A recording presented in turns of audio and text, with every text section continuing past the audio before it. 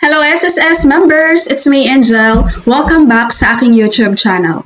Babasahin natin tong comment ni Madam, pero itago ko lang ang pangalan niya. Sabi niya, Ma'am, ask ko lang po. Ang beneficiary ko ay anak ko. Nag-asawa po ako ng foreigner at widow na po ako ngayon.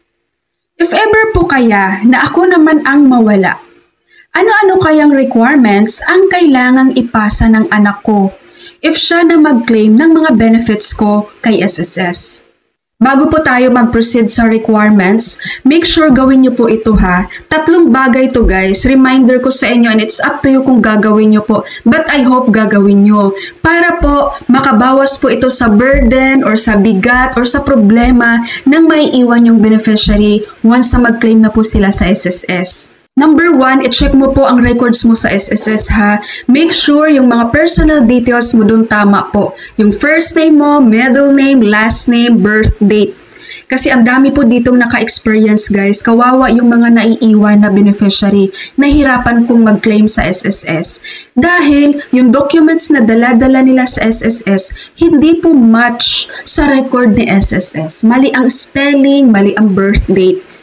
Okay, i-double check nyo po yan. Pangalawa po, make sure na updated din po kayo sa SSS. Kung patay na po yung husband nyo, pwede po kayong mag-report sa SSS para ma-remove na po siya doon sa beneficiary. Na mag-present lang kayo ng death certificate. And then mag-update po kayo ng inyong beneficiary.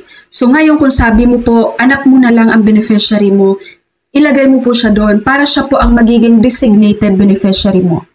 And the last one guys, every time na mag-update po kayo sa SSS, di ba pag mag-update tayo sa SSS guys, ang ginagamit nating form ay yung E4.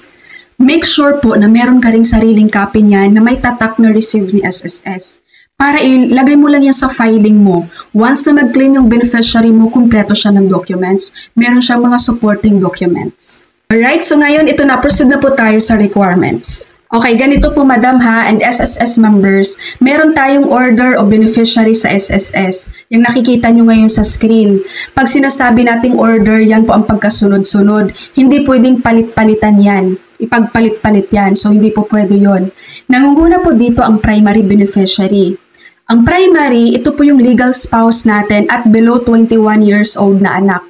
Ngayon, based sa nag-comment, wala na siyang asawa at wala na rin below 21 years old na anak, ibig sabihin i-ex na po natin yan. Wala siyang primary beneficiary. Ang susunod na tingnan ni SSS ay secondary beneficiary. Ang secondary beneficiary ay ang mga magulang ng member. Kapag buhay pa po ang mga magulang ng member, sila po ang makakapag-claim ng death claim mo. Kapag mag-claim sila, ang kailangan ng requirements na dadalhin nila sa SSS ay ang iyong death certificate, ang death certificate ng namatay mong asawa, marriage certificate ng mga magulang mo, birth certificate mo, valid ID nila. Kailangan po yan original and photocopy. Okay? Ngayon pagsasabihin mo, wala na rin akong secondary dahil wala na yung mga magulang ko. Then magpuproceed tayo sa designated beneficiary. So itong sa nag-comment, yung sinasabi mo pong anak mo, yes, pwede mo po yung maging designated beneficiary sa SSS. Kung wala ka ng magulang, wala ka ng primary, wala kang secondary, designated na tayo kung saan ito po yung anak mo na over 21 years old. So sila po ang ilalagay mo ha sa designated beneficiary mo. And make sure po na nandun yung pangalan niya para hindi po siya mahirapan din na mag-claim sa SSS. Ang kailangan ng requirements ng designated beneficiary or yung sinasabi niyo pong anak niyo po na siya yung designated niyo.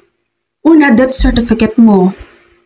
Pangalawa, death certificate ng husband mo. Pangatlo, birth certificate ng anak mo. Pang-apat, kung meron kayong ma-provide din sa kanya na marriage certificate yung mag-asawa. Pang-lima, birth certificate mo. And pang-anim po ay ang valid ID, photocopy and original copy. Dahil po, photocopy lang naman ang kukunin ni SSS pero titingnan po nila ang original din. Kaya dapat dala-dala po yan ang anak nyo.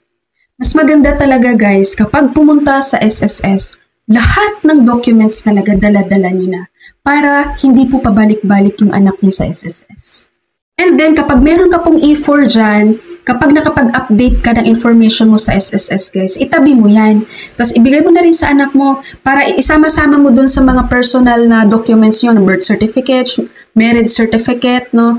Isama-sama nyo dun para once napupunta na po yung anak nyo sa SSS, dala-dala niya rin yan. Pag nandun na siya sa counter, hindi nakapag-update yung mother mo, walang dito yung pangalan mo. So, titingnan niya ng anak mo yung E4. Ma'am, ito nag-update yung mother ko nung ganitong taon, ng ganitong month, at dito naman po yung pangalan ko as beneficiary. And pahabol ko lang po, madam ha, and to all SSS members na mayroong same case dito, kapag nawala kayo, tapos hindi pa kayo pensyonado, ang may iwan yung beneficiary, secondary man yan or designated, maliban sa funeral, malalampsam po nila ang inyong contributions. Okay? Pero kapag nawala kayo sa mundo at pensyonado na kayo ni SSS ng 5 years or mas mahigit pa, itong 5 years na to, ito yung 5-year guaranteed period.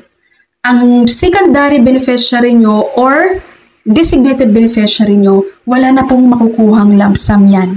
Wala nang death claim. Funeral claim lang po ang makiklaim sa SSS. Pero kung hindi ka pa naman nakapagpensyon ng 5 years, let's say 2 years lang yan. So itong 3 years po na natira, yan po ang malalamsam ng iyong secondary or designated beneficiary. Alright? SSS members, and sa nag-comment po, sana po ay na-explain ko po sa inyo ng maayos. That's all for my video for today. Thank you so much for watching, everyone. God bless you all.